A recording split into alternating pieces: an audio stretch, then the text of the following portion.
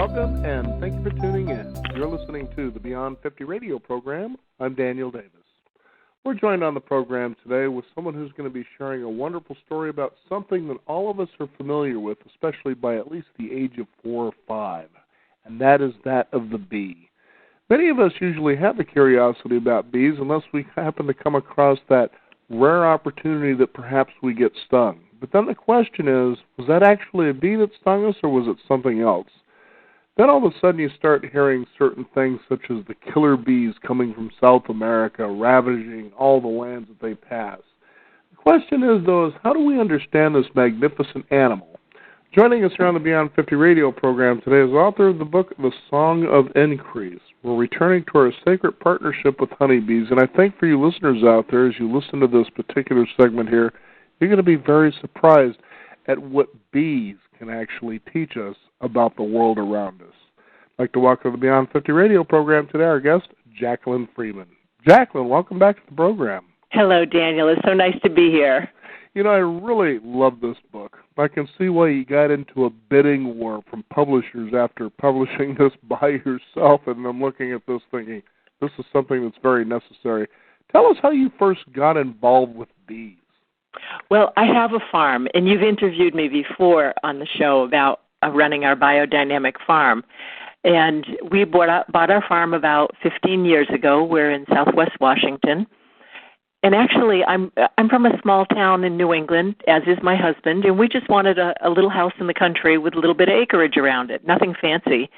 So we bought an old farm, a farm that had been in one family for 100 years, always been organic, and that sort of fit the bill.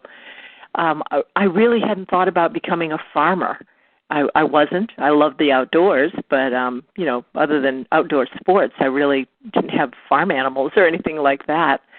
Anyway, about a year in, a friend of mine came by one day and gave us chickens. She had chickens down the road, and she said, "You have a farm. You should have chickens." And I went, "Oh, okay, that sounds great." So we had to start out with 6 or 8 chickens, and then a little while later, one of my friends from Portland called up, and someone next door to her had sold their house, and there was an old beehive in the forest behind it, and the new people didn't want the bees there. So they asked if she could find someone to move them. So she called and asked me. She said, "You have a farm. You certainly should have bees." And I thought, well, she's right. I should have bees. I hadn't really thought of having them, but just like with the chickens, it seemed like, well, of course, we've got the space and we've got the right things around us. Sure. So we took on that beehive. And I got to tell you, Daniel, from like the first day, I was fascinated with them. I don't know what it was about them. I just couldn't take my eyes off them. And, me being next to the bees at the beginning was really kind of comical because I got on the whole big bee suit and, duct taped my sleeves and the legs to my boots and, had on the bee hat and had on double clothing underneath. Right. That typical astronaut's outfit that we're all led to believe we need as a necessary way to be able to interact with this animal.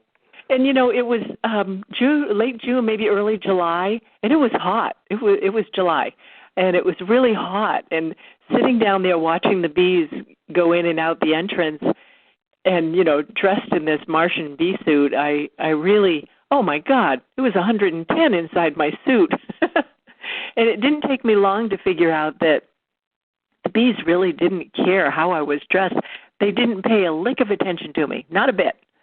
And that kind of, I spent days watching them thinking, they hardly even notice that I'm here.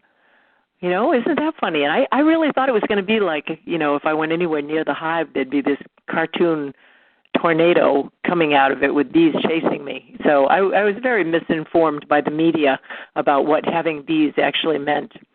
Well, and over think time, about this too, Jacqueline. Think about how early it permeated our childhood in cartoons. Oh yeah, that same prejudice is there.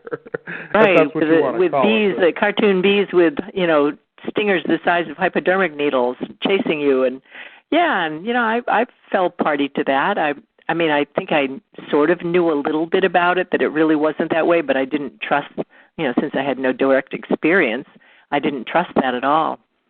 But the more I sat in front of that hive, the more I noticed that, gosh, they were really gentle and sweet, and they really didn't care that I was there at all. And that really started to affect me. I noticed that it made me feel, being around the bees like that made me feel very calm and very relaxed and very comfortable and so absorbed. It was like an intense meditation because, in meditation, you don't have room for all those other extraneous thoughts in your head. And that was what this was like. I would go down there and spend an hour or two, and I didn't have another thought of anything that was going on around me other than just simply being present and watching the bees. So eventually I did get around to taking off my bee suit and, wearing sneakers instead of knee-high boots, and then maybe I didn't really need the gloves, and, heck, maybe I didn't really even need that whole bee suit. Right, exactly. Now, it's really fascinating in your book, Song of Increase, because you've really transcended the obvious, I guess, call it the scientific view of what the bee is. I mean, all of us have heard, well, in the bee colony, there's honeycombs, there's the queen who's master of the universe, there are the drones, there are the scouts, the workers, all these things.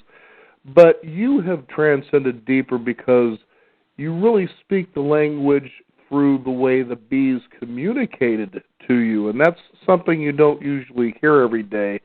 Tell us how you came to learn how to actually listen to their song and their language. I love that you asked me that because it really is a whole evolution of thinking. When I first started with the bees, and I think that was probably 14 years ago now, I didn't really have any real perceptions about them at all. I had gone off and taken a bee class, bee school. I went to the local bee school, and it was where there was, it was held at the place where a migratory beekeeper, one of the beekeepers that, puts all of their hives in a semi-tractor trailer and schleps them off to different states to pollinate almonds in February and, oranges in January in Florida and almonds in California and all of that. Anyway, there were just hundreds and hundreds of hives out in these fields. And in bee school, what they did was they said everybody got paired up and we all stood in front of a hive and we were going to learn how to open a hive and go through and do some simple spring hive tasks. And in the meantime, they had given us, I was paired up with a guy. I have no idea what he looked like because really we were both dressed in bee suits, so I never really got a sense of even what anybody there looked like. Anyway, they gave us each a queen in a little wooden box with a screen and a few bees around her. And they said, here, this is the new queen. And I was just so fascinated by seeing a bee up close and, safe. She was in a little box and wasn't going to run out and sting me or anything. So I was just fascinated with that. Anyway, they had us open up the hive and, do some basic, here's how you lift a comb out, things like that. And then as we were going through, they said, now find the old queen somewhere in this box. And so he and I were going through, comb by comb and looking. And it's pretty easy. In the more conventional systems, what they do with the queen is they actually glue a colored dot to her back, or they put a colored magic marker on her back. So she stands out. It's pretty easy to find her. She's not just the biggest bee in there. Because with bees running around, it's kind of hard to compare size. Right. But we found her. She had the dot on her back, and they said, okay, so one of you, and this just happened so rapidly, one of you squish the queen. So he reached in with his thumb, and he squished the queen and, plucked her out. And they said, okay, now take the other queen, and that was me holding the new queen. They said, now just hang her right in on the top, and there you go. And I was just completely dumbfounded, just shocked. It was, I had never thought that we were going to be killing bees in our bee school. And then I learned that, I said, well, she looked perfectly fine. What in the world are we doing killing her? And they said, oh, queens lose their fertility after the first year, which, of course, I found out since then isn't really true. It's only true in a conventional system. Anyway, that was just one of the many things that day that happened that I just said, this is crazy. I can't, in good conscience, be party to a system like that. That's not the way bees were meant to be raised, and I know nothing, but I'm pretty sure that's not nature's way. And, my farm, we were organic already. We just had a small garden, and we were starting to learn more about farming. But I was really sure that I didn't want to do it that way. So back then, 14 years ago, this was before the whole bee movement, and there really weren't books out or videos or YouTube shows or anything like that to learn alternative ways. I didn't know anybody else trying to do it the way I wanted to do it. So all these times I would go out and sit with my bees, I would sit next to them and I would say, I know there are things that I could be helping with, and I know there are different ways to do this, but I don't have a clue. And if I could help you, I'm willing to do absolutely anything, but you just have to tell me what to do. And I would try and sit next to them and, kind of figure out what felt right and what felt wrong. So there was plenty of information about conventional stuff, but it involved putting chemicals on bees. It involved doing different kinds of things that, really didn't suit me at all, and I didn't think the bees would enjoy. So I did that for, up until about maybe 6 or 7 years ago. I can't tell you how many countless hours I spent sitting with my bees saying, please, just tell me how to do this in a way that helps you, and I'll do anything. And, of course, you ask that question, and you probably don't ever expect that you're going to get an answer someday, but that is really what happened. One morning I woke up, and I used to have this thing, and by now we had a full farm. We had cows, we had goats, we had chickens and turkeys, and, we had turned into a real farm. And every morning before I even opened my eyes, when I was awake but still in that kind of half space, I would do a prayer for the land, a prayer for the farm, and I would bless everyone here and then just lay there in bed quietly and just kind of, it wasn't really doing anything. I hesitate to even call it meditation because there was no real purpose to it. It was just waking up and being present to the land around me. And one morning, out of the blue, it was like someone started talking inside of my head with information about the bees. And I have a journal next to my bed, but, the journal was not for things, it wasn't really for things like this. But I grabbed the journal and I started writing down what I was hearing. And then I read it to my husband and I said, look at this. Listen, this is really interesting stuff. It was something about the bees that I didn't know a thing about. And I said to him, I wonder where this came from. I wonder how in the world, how did this information find me? And over the next few mornings, not every morning, but every once in a while it would happen again. And I had this notebook next to me and I would just write it down as fast as I could. Sometimes I would get images and pictures, and my husband was really helpful. He would just write down what I said I was seeing. And over the span of probably 3 years, I think, I had enough information by that time, and I've been teaching classes, and I was certainly sharing that with people, that I realized, this is meant to be more than just for me and the people who are right local in my area. This is meant to be a book. This is meant to go out into the wider world. So I started writing the book and self-published it a year and a half ago. It did rockin' well. Someone told me it's like Conversations with God, but with bees. Exactly, and that's just what's interesting. When people self-publish books, you might be lucky if you sell a few or if it becomes popular, and it does happen. But for you, you actually had publishing companies actually fighting over trying to get the rights to publish this. Well, I didn't know how to self-publish a book. I just kind of, went online and looked at a few different places and figured it out and, did it in a rudimentary enough way that managed to get it out there. My friend Susan Chernak-McElroy had taken a number of my bee classes, and I had asked her for some help. I'd never written a book before, and I asked her for some help. Susan she had a book on the New York Times bestseller list, and she lives 2 towns over from me and was taking my bee classes. And she offered one day, she said, how's your book coming along? And I said, I have no idea how to organize it. I have a lot of material, but I don't know how to organize it. And she said, why don't you let me take a look at that? So she took a look and gave me kind of how to put the bones in there, how to split stuff into chapters and things, and that was it. And then 2 days later, she called me back, and she was just working on her seventh book or eighth book, somewhere in there. She said, I can't get that information out of my head. She said, this is really important. And so this was in December, and she said, we need to sit down together, and she said, I'm going to put my book aside, and I'm going to help you get this book out there. So she came over 3 days a week. She'd come over to the farm. She'd stay overnight, and we just worked on the book for the next 6 months. And it was really due to her organizational efforts that we even got it out there. I was thrilled about it. And then, it kind of hit the ground running. It came out, and I thought, well, if we sell 200 books, that'll be a lucky day. Right.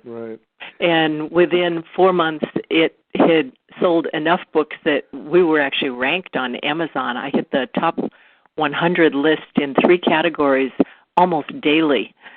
And yes, that got the attention of some publishing companies. So we actually had a bit of a bidding war, which was interesting. I ended up with a New York City Fifth Avenue agent who, kind of carried me through all of that bidding process, and we ended up signing with the book with Sounds True, who really is. I looked at my own bookcase and went, "Oh, I have lots of books by that by that company as a publisher." So they understood the book, and they were already part of the audience that I was part of myself. So yep, it's been rocking. They brought out a revised edition, which was really kind of fun, working with the publisher. We're working with an editor who just made it a little more organized. It came out on September 1st, and wow, it's just amazing. So we're 6 weeks in, and it's doing amazingly well. Mm-hmm. And it's fascinating, too, because this is, they call it a movement, but what it is that we're returning to our roots. We realize that mankind, with all of its infinite intelligence, hasn't applied a whole lot of wisdom when it comes to being or interacting with nature. And I know that you were also featured in the movie Queen of the Sun, which is a fascinating documentary on what we're talking about, which is bees. And it was really interesting there because I was a little alarmed by, and you mentioned this a little bit earlier in the program, how they're beginning to have bee co-ops, and what I mean by that in such a way is that they actually take bees, like hives, out to areas to pollinate. And the fact is that's really naturally not how this really works, how bees actually work. I mean, and the reason is because these are sort of, you can call it the antenna of the natural health of the world that is around them. Oh, that's good. And well, it comes out of your book in a way, and I wanted to kind of place that so people get a better understanding, that you can't just, first of all, we kind of blew it by trying to, treat our crops, for instance, with the kind of things that keep bugs and things from killing plants, but at the same time, this GMO thing just isn't working. People are becoming sicker more than ever from their food. And the fact is, it's because we're throwing life out of balance. But bees are one of those unique animals, much as amphibians, that really are tremendous biomarkers to the ecosystem that they are in. Yeah, they are canaries in the coal mine for sure. And you're absolutely right. I mean, the biggest mistake we made was, when did it become okay to put poison on our food? And that's affected everything from human health, animal health, insect health, the soil microorganisms. When did it become okay to start killing all the stuff that has always worked to make us healthy and keep us healthy? Now, what I like is when you talk in your book, you share, like, for instance, you'll talk about drones, and then in their own words, in other words, this is what bees have to say about it. Now, was that part of the conversations that you were having with bees? Yeah, that's pretty much the way, what's written in there as this is the information that the bees spoke is pretty much how it came out.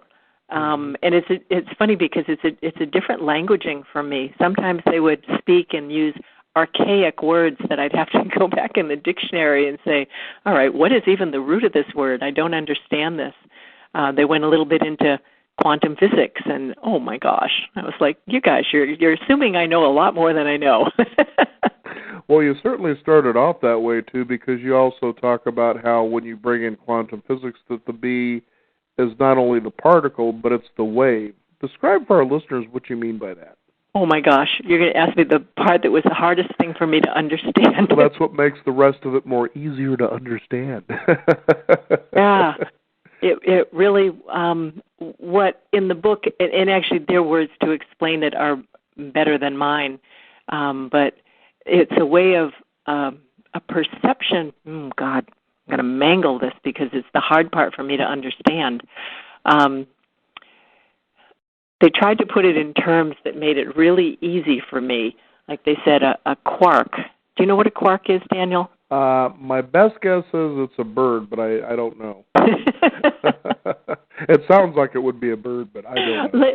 Let me actually say, on that part, defer to the book, and people who want to know more about that, please read the book and let explain it through their words rather than mine.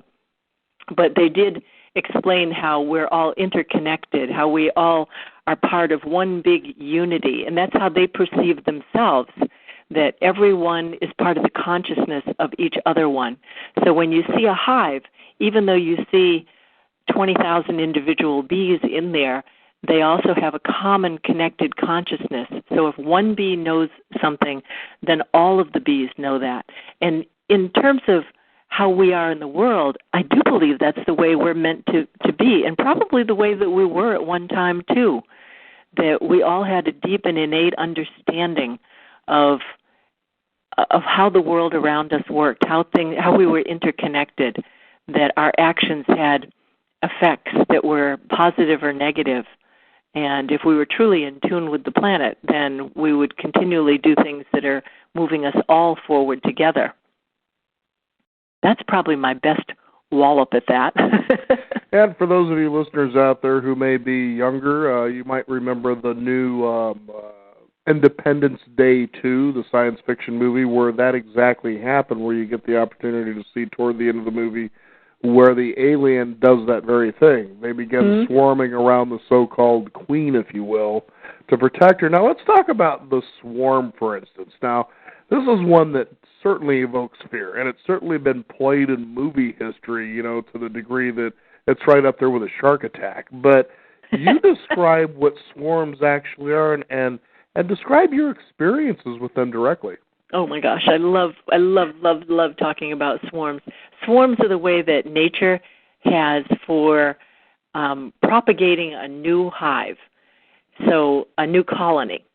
So when springtime comes and all of a sudden the flowers start coming out and the bees are out collecting nectar and pollen and they're bringing it home to the hive, and the queen she has more food, so now she'll start upping her laying ability, and she'll start laying 10 times more eggs, and you get these big hatches out, and suddenly there's a moment in the hive where there's plenty of food for the babies, that's from the pollen, there's plenty of food, nectar, honey for the bees themselves, and the queen has filled up a whole bunch of the cells inside with brand new babies, and everything is just peak. It's optimal. It's the part that the name of the book comes from. That's the song of increase, that act of increasing everything to the point where it's the perfect world.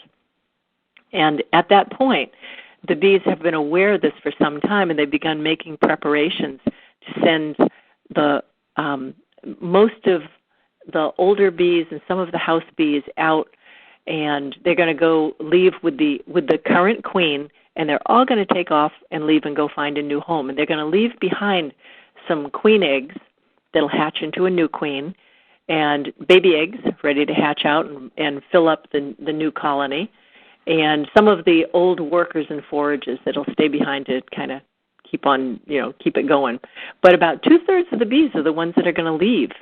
And it's funny because everyone thinks that the queen would stay behind and they'd go hatch a new queen and go out, but it's just the reverse. The old queen leaves, and it's such a trusting thing. To just say, okay, in human terms, it would be like, we've got money in the bank for paying the grandchildren's college tuition. The house is all paid for. There's plenty of food in the pantry. Everything is perfect. Now, let's go out penniless and see how we prosper. They go out completely in trust of the environment to go find a hollow tree or something like that to go move into and start a new hive up. So you get two colonies out of that. And swarming, because we have those, the media, again, coming in and telling us that swarms are dangerous and going to attack us and all that, people are afraid of them. There's a few reasons why people, most beekeepers, conventional beekeepers, thwart swarming. They prevent it. And one of them is because it scares the public. All of a sudden, this big hive of buzzy bees, 20,000 bees, comes flying out of nowhere, lands in your front yard, and huddles in a little football-sized group waiting for the scout bees to go out and tell them where the new home is. It's not as scary as you think. I have a video up on the front page of my website, spiritbee.com, and I'm standing right in the middle of 20,000 bees, and go take a look at it. I'm sure you've seen it. It's just magnificent. It's 20,000 bees flying around, and not a bee hits a bee. Every bee, they're in that unity consciousness. 20,000 bees buzzing around super fast, and they all know where each other is. The reason they do that, by the way, is interesting because they said that they need to do that and look like chaos because they're taking the queen with them. The queen is the biggest bee. She's almost twice the size of most of the bees in there. And if you were a bird flying by when a swarm was scooting around, you'd look for that big bee. And you'd want to pluck that big queen bee out of that group and, have a tidy little lunch. So they create chaos so that you can't even keep your eyes on a bee for longer than a second. And there's no way that you could see that great big queen bee buzzing around in the middle of 20,000 zippy bees. So that chaos really serves a purpose. Anyway, they go and they light somewhere on a branch, and they wait for their scouts to go out and find them a new home and come back and tell them, and then they all move into it. It's another reason that conventional beekeepers don't allow swarming is because it cuts down on the honey producing for a while. Until that new queen hatches out, gets mated, lays more eggs, you'll have about a 6-week lull, a big dip in activity. And during that time, nobody's making honey. So if you're in it for profit, you would definitely see that that's not something that's going to feed the profits of the honey-making machine there. Right, exactly. And let's touch on that for a bit. See, this is one of the follies that really bothers me about the way we arrogantly go about discovering something that is beneficial to us. Then we exploit it to where reason goes out the door and stupidity sort of knocks loudly and kicks the door in. Now, let's take a look at this for a minute. So, first of all, you're forcing these animals to do something that, to me, seems unnatural. Okay? Now, producing honey is very natural. Okay? Uh-huh. But the point is, as I was talking about earlier in the program, and believe me, when the listeners out there read this, they'll really understand what I'm talking about. But they also are the health of the land around them. If that land's not very healthy and you're causing these animals to overproduce unnaturally, that's going to have an effect on you if you're thinking you're just taking down this honey with all these promises about the healing effects that honey has on the human body. You're missing it because bees are also biochemically amazing. They put Walter White from Breaking Bad to shame, for instance. But let's talk about that a little bit. Well, that's a really interesting point you bring up. And a lot of times, conventional beekeepers will take away the maximum amount of honey they can take. And because that leads to sort of a dearth of food on the inside, what they do is feed them back sugar. And those conventional beekeepers that are going, the migratory beekeepers that are going on the tractor-trailer trucks and taking their bees from, like the almond groves. I've heard it said that 85% of all the bees in the United States in the month of February are in the almond groves of California. Wow. Now, that's wacko crazy. And it's unnatural, too, isn't it? Totally unnatural. Mm-hmm. And what you've got there is bees who are eating only one food source. for an extended period of time, 3-4 weeks. That's like saying broccoli is good for you. Eat broccoli. Well, it is good for you, but if you eat only broccoli for a month, there's going to be some repercussions to it. When they take, when conventional or even organic beekeepers, I'm not even going to say just conventional, but the typical methods that we're taught to do, like removing too much honey, there's not enough honey for the bees to eat, so the big beekeepers will actually even feed, beekeepers typically will feed back sugar. And there's no way you can take in sugar syrup and turn it magically into honey. Nectar comes from flowers. It's got nutrients. It's got essential oils. It's got vitamins. It's got all kinds of things. And they turn that nectar into honey. It's an alchemical, wonderful process to make it into something that's so nutritious for everyone who eats it, bee and human alike. If you give them back sugar water, they're going to take that into the cell and dehydrate it, and really it's just sugar. So it isn't honey, although you could certainly harvest it and say, my bees made this, and tell people it's honey. The big beekeepers that do all of the migratory beekeeping often even feed corn syrup back to... Oh, no. Yeah. If we don't understand how bad that was for us, we're doing it to the animals now. That's like feeding our salmon corn. This is a top predator here. They don't eat corn. Oh, gosh. But, you got to wonder, where is this lack of intelligence coming from? Who comes up with this stuff? Oh, no. And you see, it's so short-term. And then you see the collapse of systems, where, geez, why are the bees so sick? Well, for God's sakes, you just fed them crap. You move them in and out of territories they're not familiar with. They're not treated kindly. They don't even get to be home in one area. And you pour chemicals, and you douse them with chemicals. Gosh, I wonder why they get sick. And some of this use of chemicals on bees is also to fight off, diseases or pests that the bees get. But they find that some of these things actually cause DNA damage. And when you read the studies, and I do read studies, they're challenging to read because they're written in a whole language that's not the way humans talk.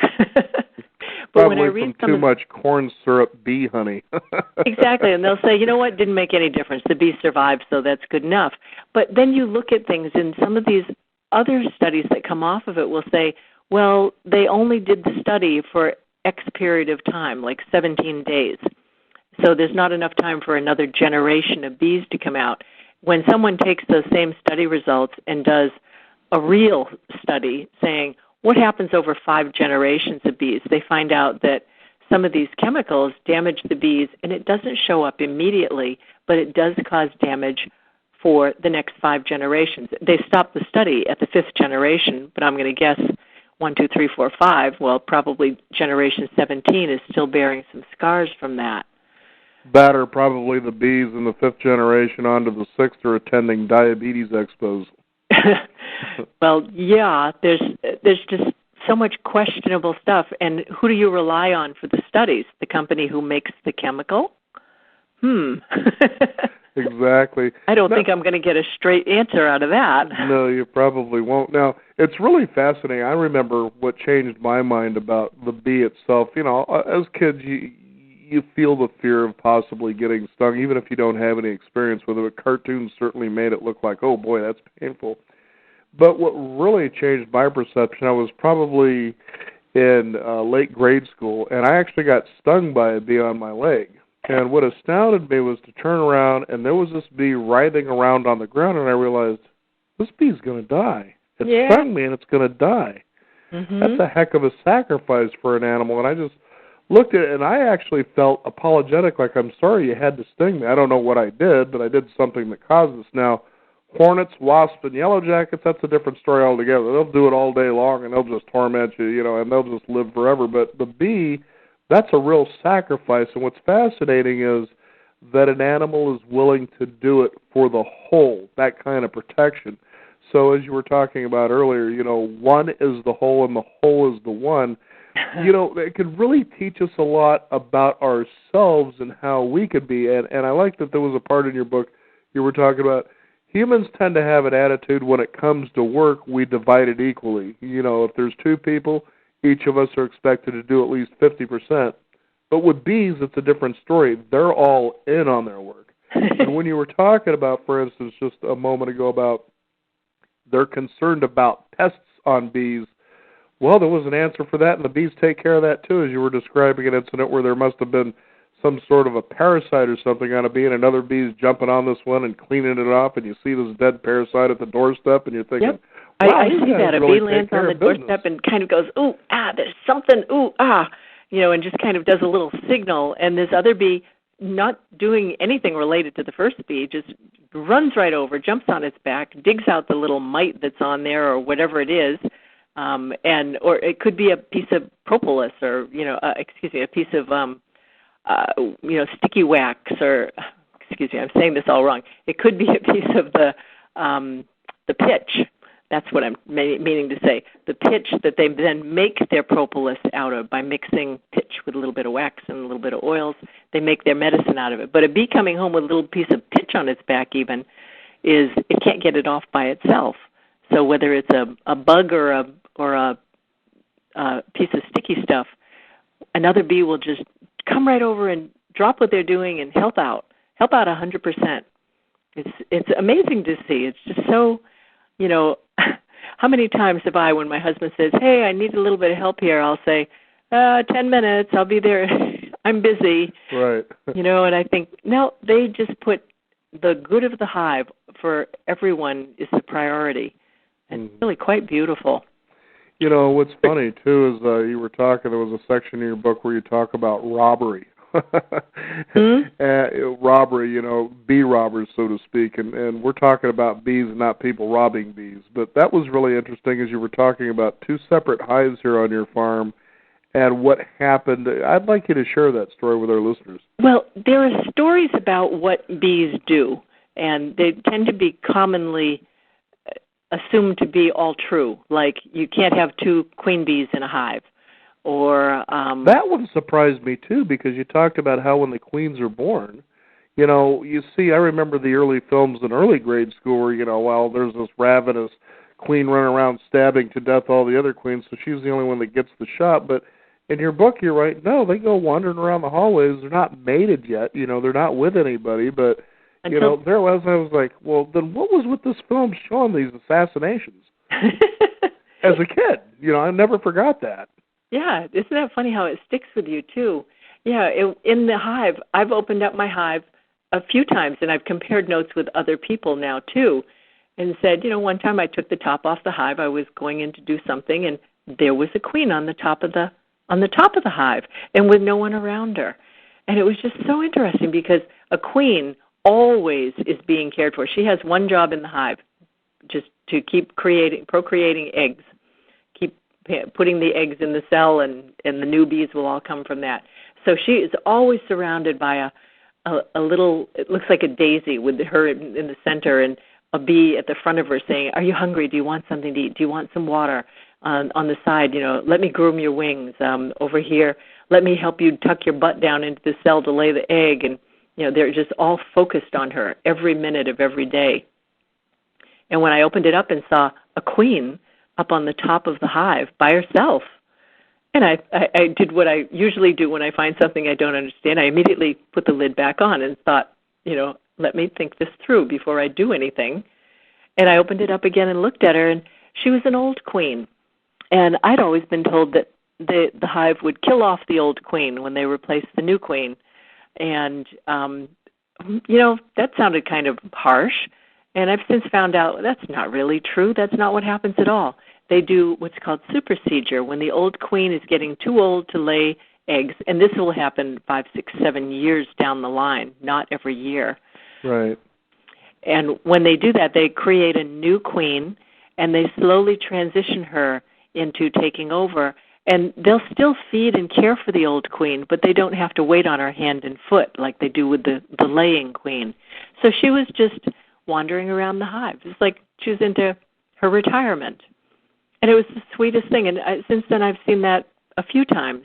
And I've had friends say, yep, they had the same thing now. So we have many things that we now have found to be true that were not the popular way that it was believed to be true. I love the idea that rather than killing the old queen after her years of service, that they simply invite her to become, what do they call when the queen retires? Doyen? What is? That's a good question. I'm lost by that one. Sorry, I haven't heard about a whole lot of queens retiring. She's the old matriarch, and she's right. She's not in the primary role anymore, but she's cared for with respect, kindness, and that's what I find happens in the hive. That there's respect and kindness, and it's one of the things that I take away from being around the hives is, golly, we should be treating everybody with respect and kindness. From the littlest to the biggest, and everyone in between. I agree. Now, when I was talking about the robbery in the two hives, that was an interesting story that I'd like our listeners to know a little bit about. That was really interesting there. Yes, you get me off on all these tangents, Daniel. Well, that's the thing. Pick up the Song of Increase. I promise you, it'll all vibrate and make sense. It's really a wonderful book, spiritually as well as scientifically. When I had two hives, and sometimes if you have a weaker hive, a stronger hive will go rob the weaker hive out. And that's a way nature balances stuff. This weaker hive isn't strong enough. They don't have enough stores put aside to survive through winter. And rather than just get halfway through winter and go kaput, well, the robber bees are actually providing a bit of a service. And in a normal environment, that's the balance. Weaker hives, a stronger hive will come and rob them. Now, you can throw this off by doing things like sometimes at the end of the season, a typical beekeeper would be told, this is the time you harvest your honey. Take as much honey as you want. If there's not enough honey for them to make it through the winter, put out a dish of sugar water and feed it back to them. And the bees will all just go on that sugar water like crazy. It's like, free candy. And they'll do that. And people always, I hear people saying, they really needed that. Well, it's candy. They're just jumping on it because it's available. But if you feed sugar water that way, it incites robbing. All of a sudden, all the bees are going, who's got unguarded front entrances? And they'll go rob each other, and you can incite a robbing frenzy. Now, that's not normal.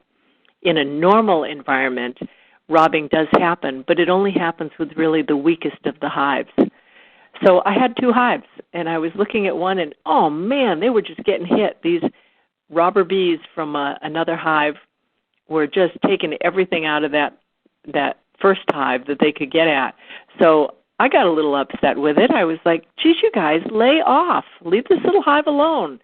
I put a wet sheet over it, and I blocked the entrance up and said, nobody comes in, nobody goes out. You guys just stay where you are.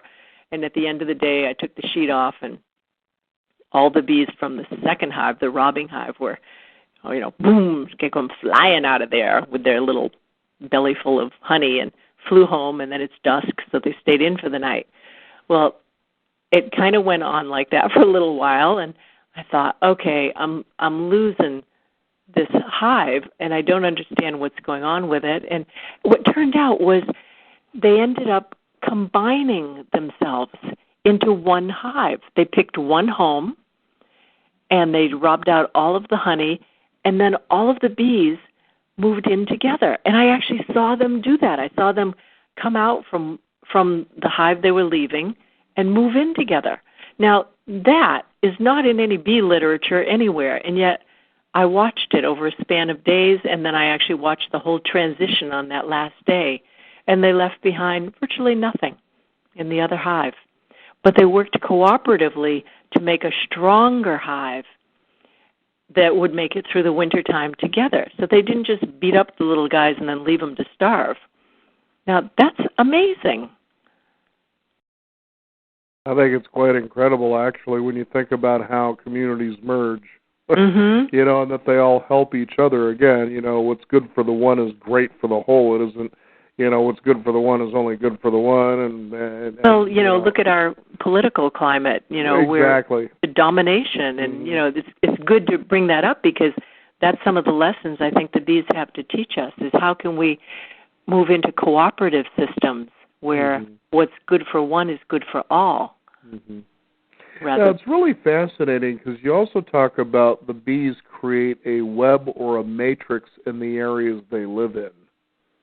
Okay, and I think I said that word right. It was really interesting because as you wrote that, I could just see quantum physics just being in the air because these are the scent trails. This is the knowledge of what's going on around, and they actually lay memory as they're flying through the air. Tell us more about that.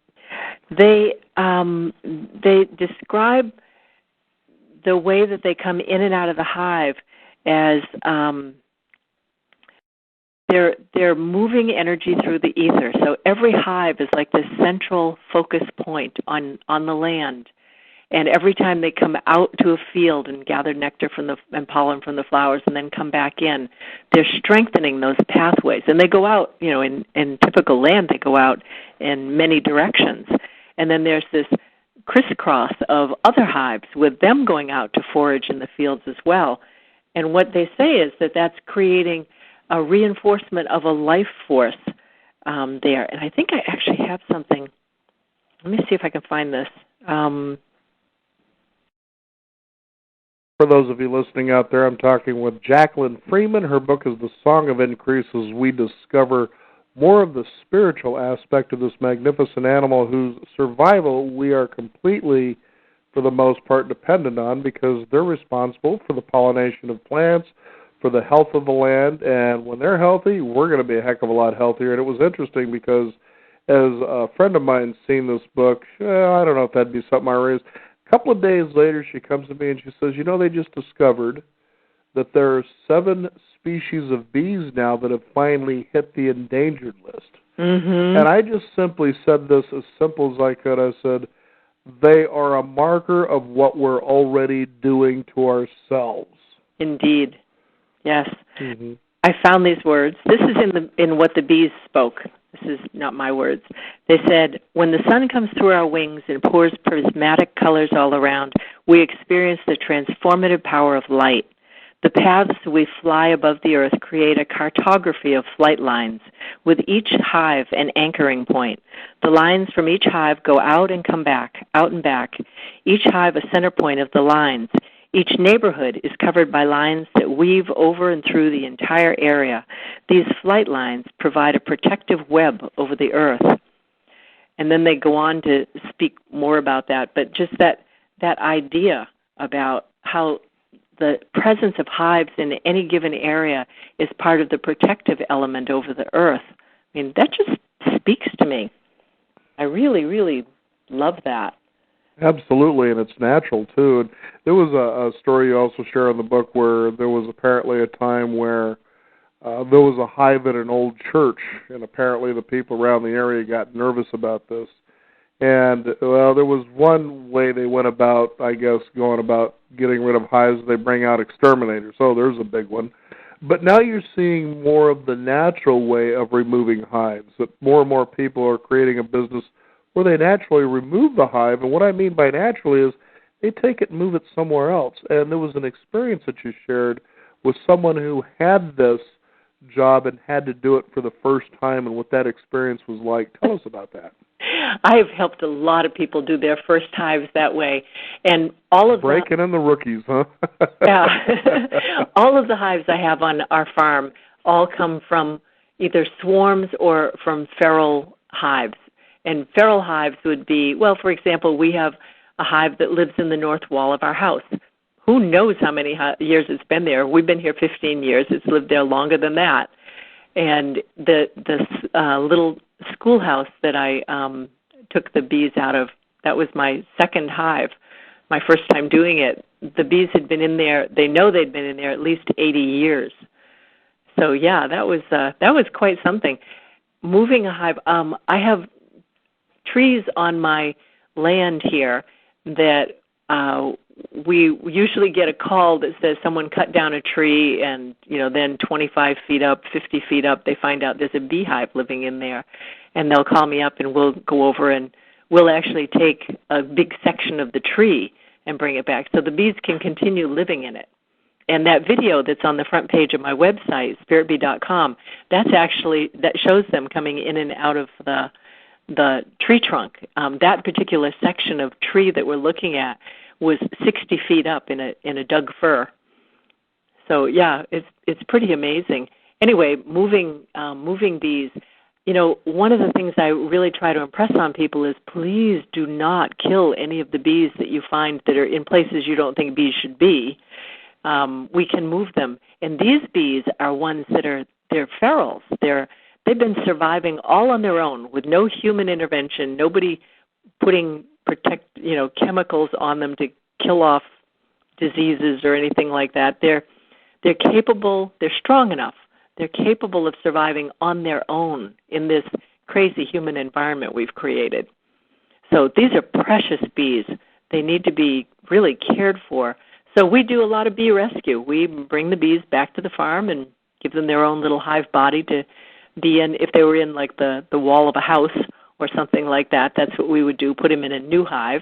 Or if they're in a tree, then we can, if the tree's already been cut down, we'll bring home part of it. I also do a lot of education, Daniel, for people who think that bees need to be elsewhere. And even this year, I've had a number of people who've called me saying, well, we have bees in a tree in our front yard. I'll say, good. Exactly. Right Don't where you they realize are. the benefits you got there in front of you? Not to mention, and there's nothing go ahead. People think we should be taking them out and moving them, and it's like, no. And I usually ask them, in your neighborhood, do people have gardens? And they'll say, well, of course they do. We have gardens. What are you growing? Tomatoes, apples, whatever. And I say, great. Those bees are the pollinators. That's why everyone has fruit and vegetables in your neighborhood, because the bees have done their job. So that feral hive up in the tree is really precious.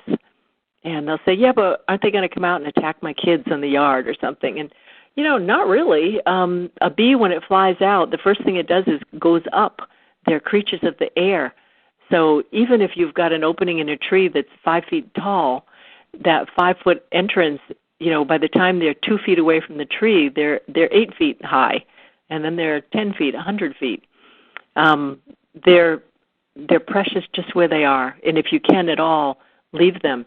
They're neat as a pin when they're in your house. I know. I've got them in my own house.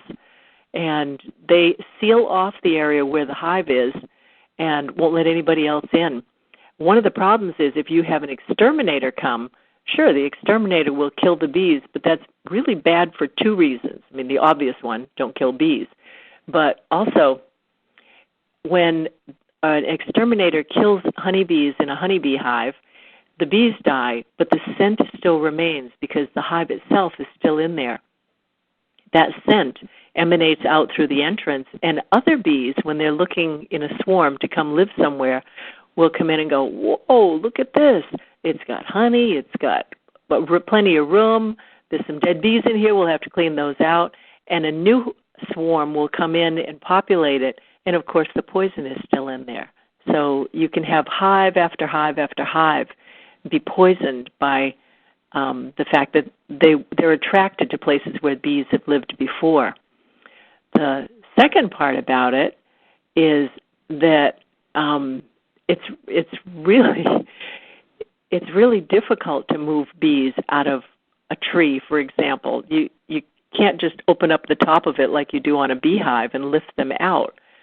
So if we can, we like to just leave them right where they are and then ask that person to take on educating your neighbors about how valuable and precious these little beings are. So it can become community education. Mm-hmm. And we've had people now who, they're proud as can be about the fact that in their yard are the community bees, and people come take walks over to see them. Oh, look at them going in and out, and that's wonderful. That's what we need. We need much more education about how to cohabit with bees. Mm-hmm. And it's interesting, too, because if people would just settle down and recognize the difference between, let's say, a bee and a yellow jacket, and just color-wise, you can distinctly see the difference. I'm so glad you brought that up, because that's also a little special project I have. We have these things around our area called umbrella wasps, and most of North America has them. Umbrella wasps are a native pollinator who, so unfortunately, look a lot like a yellow jacket. The difference between an umbrella wasp and a yellow jacket, I can spell them right out. A yellowjacket is pretty fat. It doesn't have a skinny little wasp waist, whereas an umbrella wasp has a little bit of a dividing area between its thorax and its abdomen, and more airspace there. Yellowjackets, almost all yellowjackets live underground. Umbrella wasps live up under the eaves of your house or along your garage. And so that's what that little comb is outside everyone my knows front door. Yeah, I kept thinking, but you're right, because I remember the last house that I lived in, that what were we talking about, the Yellowjackets, they actually did have a burrow that went into the ground. Yep, that's a yellowjacket. Okay. Yep, and yellowjackets are meat eaters. They'll eat sweet, too. And that's why a yellowjacket will, when you're having your picnic and you're grilling on the barbecue and there's some meat smell in the air, that's why the yellowjackets come. They're nature's garbage collectors. They have a good role, a good purpose to themselves. Out here on the farm, I'll walk by in the driveway and I'll see a half of a mouse that my, cat ate half of and then didn't eat the last half. And the yellowjackets have come down on it.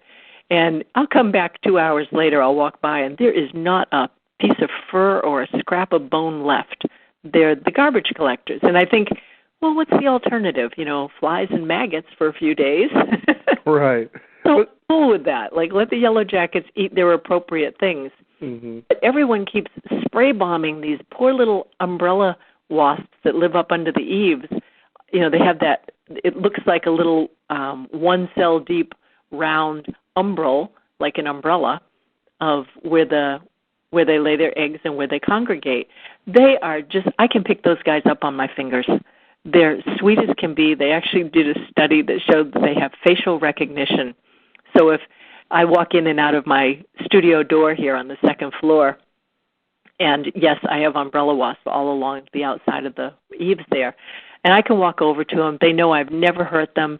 They look at me, and you can actually make eye contact with them. I can put my finger up, and, every once in a while one will walk onto my finger and look at me. It's really cool. It's like... Oh, yeah. And what I was going to mention, too, because you mentioned how yellowjackets are attracted, especially when you're at picnics, is there's another clue, too, is a wasp will actually land. Bees actually hover around, and they just look at you curiously like, well, what are you up to? But they never really bother you. And I was actually at an outdoor restaurant one time where this lady just got up in arms. Oh, this dadgum yellowjacket. I looked at it immediately. It was like, no, honey, that's a bee. You don't have anything to worry about. No, it's a yellowjacket. What kind of idiocracy? Well, people think that's, all bees are going to attack and sting. And, if you want to get stung, I'll tell you the way to do it. Flail your arms. Right. As soon as you start doing that windmill effect, boy, the bees are just, something unpredictable is about to happen, and it freaks everybody out, whether it's a yellowjacket or a wasp or a honeybee. That scares them. Suddenly you become unpredictable. You could be flailing your arms and hit a bee, and that tends to incite them more. So just back up. Generally, anything like that, especially with yellowjackets, it's territorial. You're too close to something they want or someplace they live. And, we get bald-faced hornets up here. Usually once a year we'll find a bald-faced hornet site somewhere. And that's the big old hornet's nest, like the Winnie the Pooh hornet's nest. Right. In fact, my former house, there was a huge one of those up in my neighbor's tree, and he decided to get drunk one night and buy a can of poison because he wanted to kill all those and keep the hive. And I'm like, not only are you stupid because you're drunk, but you're also spraying up into a tree with a ladder on top of a car. Oh, my God.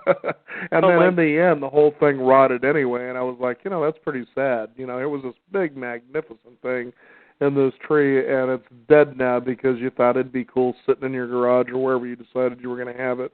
Oh. But anyway, to get off the negative stuff, I wanted to get into something real positive here as we end the show, and it was a paragraph that comes from your website, which is spiritbee.com, correct? Uh-huh. Okay, and a few years back we got involved with producing a YouTube video on the One Straw Revolution. Uh-huh. And Masanobu Fukuoka is someone who was known as creating, or at least sort of godfathering, what is known as the permaculture movement. And he was a biochemist and bioengineer who one day steps out on his porch and realizes, nature is perfect and you can actually do farming really with little to no effort. I mean, there is some work involved, but allowing nature to be what it is. Now, that being said, I love this paragraph, and for those people out there who are thinking, I wouldn't mind getting into beekeeping. Well, first of all, pick up the Song of Increase so you can learn what not to do, okay? But I wanted to read this paragraph off your website because I think this really sums up how we should walk away from, let's say, today's segment and actually begin to look at this magnificent world of bees. Replacing queens? Mm-hmm. I don't follow that path. I prefer to let the bees do this themselves, which they will. See, there's permaculture right there in action. To be a true adherent to bee-centric beekeeping, that is, all the beekeeper has to do is wait and let the hive handle it by creating a new queen all on their own. Geez, there's a novel idea. A queen the colony cared for and nurtured, and from the moment she was born, who they loved deeply. Long live the queen. And I think that is so important because what you're looking at is a creation of love. How do you lose in the benefit of what that can give to us? Yeah, and you brought out something so important, too.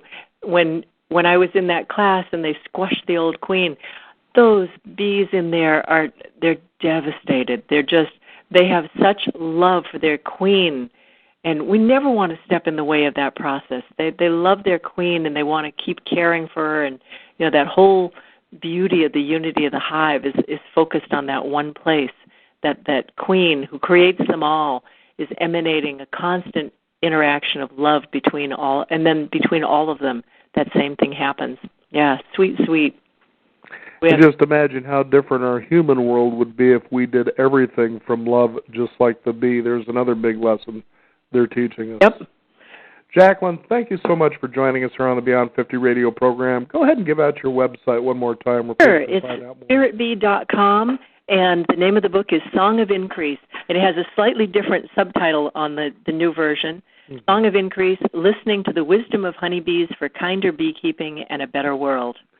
Sounds fantastic. Jacqueline, thank you for joining us here again on the program. It's been a pleasure. Thank you so much, Daniel. You just do the most fun interviews. I love doing this, and I love listening to them. Well, thank you very much.